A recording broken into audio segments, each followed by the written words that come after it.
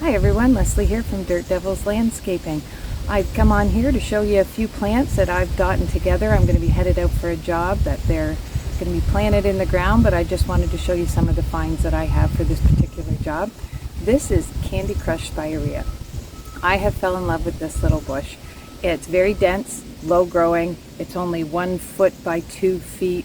But the beauty of this little guy is when he starts to grow in the spring, any new growth is bright red, and then as it grows it gets the yellows and the greens. So the colors that come out on this, it's very fall-esque, but just absolutely beautiful. It does get blooms May to June. It gets kind of a deep purpley pink bloom on it, so it's an earlier bloomer, but needs full sun.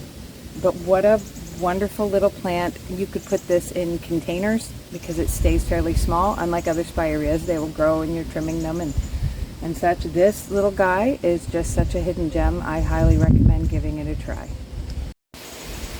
This is the next little gem that I've picked up to take to my client's house.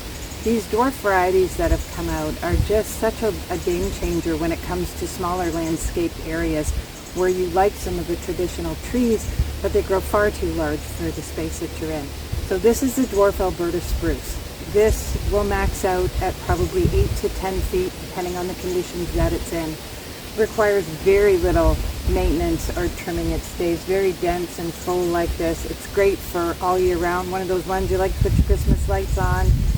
But what a beautiful looking tree. Very low maintenance. This is going into a garden where they want something very simple. They love evergreens, but a lot of them traditionally will grow far too large. So if you're looking for something smaller and compact, not so much work, think of a dwarf Alberta spruce. Next up we have the dwarf globe blue spruce. Beautiful color, don't you think? I do love a spruce.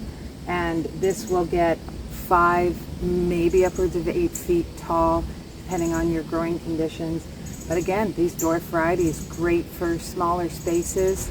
You will have to do a minimal amount of trimming on their shaping, more so. But you know, definitely worth a grow in your garden. Next up is a hydrangea. It is in tree form, paniculata. It is called Whim's Red.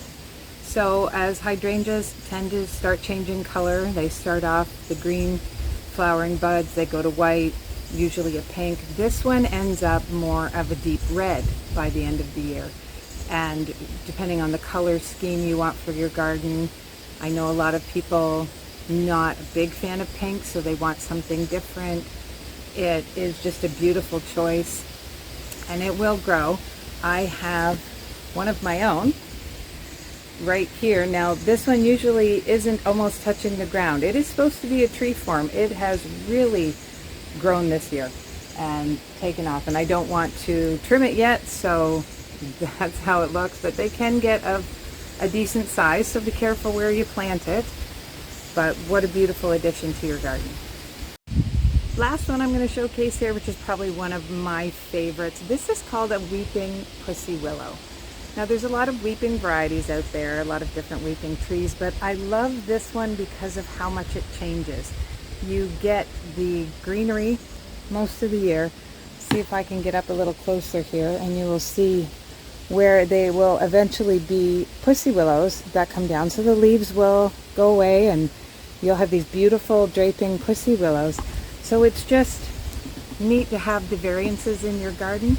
I love when you can change up how your garden looks over the season depending on what you plant and when it flowers. But for a weeping tree to be able to have that variability to it, it just makes it one of my favorites for a garden.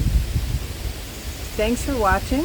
Please don't forget to like and subscribe. If there's any content you would like to see, offer me some suggestions in the comments below. I'd be happy to answer any of your questions. It's a little windy here today. And until next time, happy landscaping.